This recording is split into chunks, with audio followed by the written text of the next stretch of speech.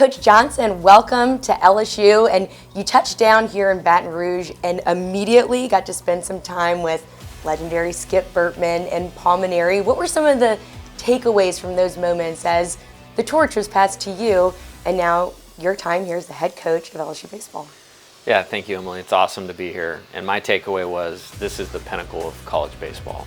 You know, growing up and watching the LSU dynasty, particularly in the 90s, what Skip did was remarkable, and almost had to pinch myself getting to meet him for the first time yesterday. One of the first things that I did when I was accepting the job was to call Skip and Paul, and they both have been tremendous. And they are legendary coaches, the best our sport has ever seen, and they only surpass that in how quality of people they are. And it certainly made me see that and understand that and feel that the last couple of days, and I'm very grateful.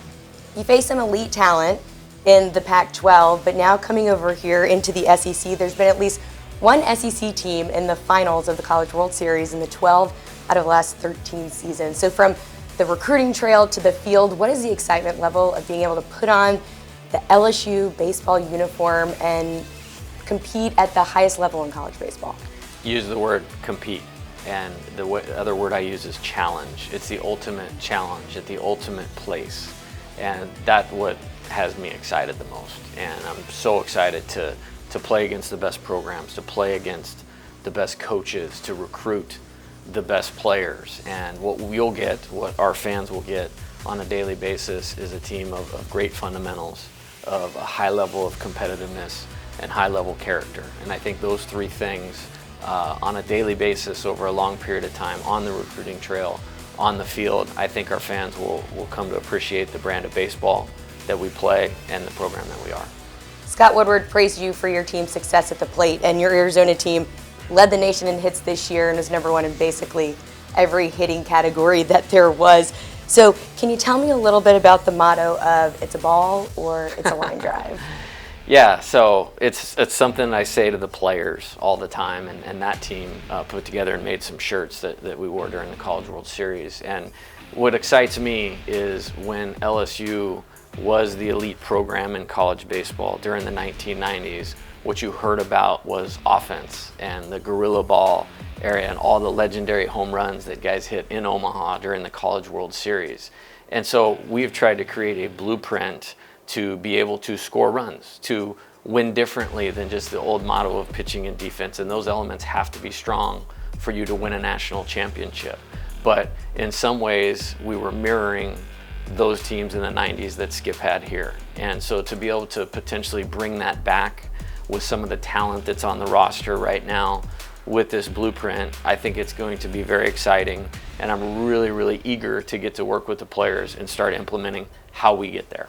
So one of the mottos around here is College World Series or bust. So you found some success at Arizona going to the CWS 2 out of the last 5 chances. So what was your recipe for success with those teams that made it to Omaha? It was different in both regards. On the first time, we were actually picked 10th in the preseason out of the 11 teams in the Pac-12. And we had a different style of player. There was a lot of speed, there was a lot of athleticism, there was defense, and we didn't necessarily know it at the time, but some pitchers that were really good and some really good starting pitching. So that team led the country in sacrifice bunts and won a lot of one-run games and tight games that you have to win to be a championship caliber team or get to Omaha and play for a national championship. So nobody saw that coming. So that was a lot of fun to do it that way.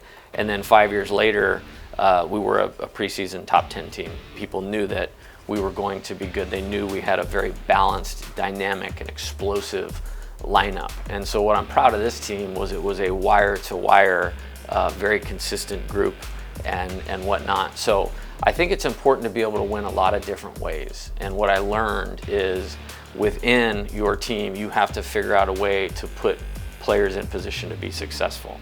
And at LSU, I think with the talent on the roster, with some of the incoming recruiting potential that we have, we'll be able to play a brand of baseball that's flexible, that we're not just going to win one type of way on one type of day. And if you want to be a championship team, that's the way it has to be. You've been a head coach now, stopped multiple times. But what is your strategy here in Baton Rouge when it comes to assembling the staff that you want to put around you? Yes, I really am excited about the team. I'm excited because it's LSU and the brand and the tradition and all of those things.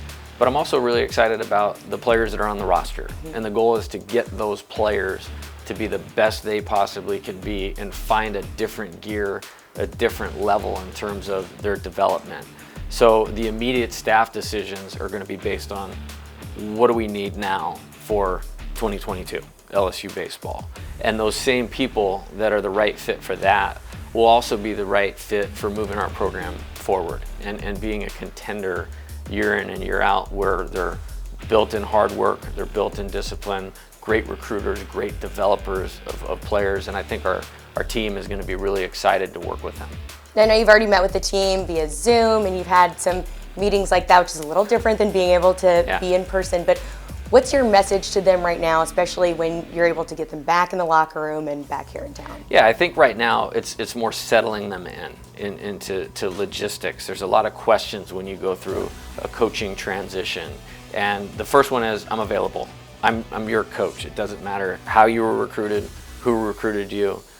I'm the coach, you're my team.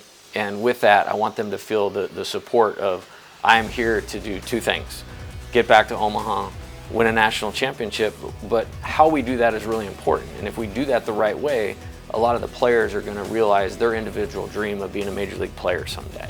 And so a platform of development that's going to be in place on a daily basis to help them improve, to help them be the best that they can be. And then when you get enough guys on the roster doing that, the team success kind of has a way of taking care of itself. So it's been about that, about, hey, we're here for you, we're going to be available, and we can't wait to get the development process going. Okay, we talked a little staff, we talked a little roster. Now, I know fans will be very happy to hear those two get back to Omaha and win national championships, but LSU fans are known as college baseball's greatest fans. We have a billboard of it in Alex Fox Stadium. What's your kind of view on the LSU fans and how now you will have them rooting for you? Because there's some interesting ones out there and they're very passionate. Wouldn't have it any other way. You know, to be at a place that loves college baseball, that supports college baseball, it is unmatched at this university and this program. And really, I want to make them proud. When they look out at that field, that's what a championship baseball team looks like. That's what a championship program looks like. And I'm going to give them my blood, sweat, tears, pour them all in the bucket. And we're in a tight game in the 7th inning against a tough SEC opponent. I want them to do the same thing. And one of the reasons that I was drawn to this job is I know that's in place. And so our goals are in alignment, and we're all going to work together to make this something that we all can be proud of. Well, they'll be there, I promise, especially in all of those tight games, I know for sure. Well, thank you so much. It's great having you in Baton Rouge, and I know myself and LSU fans and everybody at LSU are excited for this next generation of national champions. Thank you, Emily.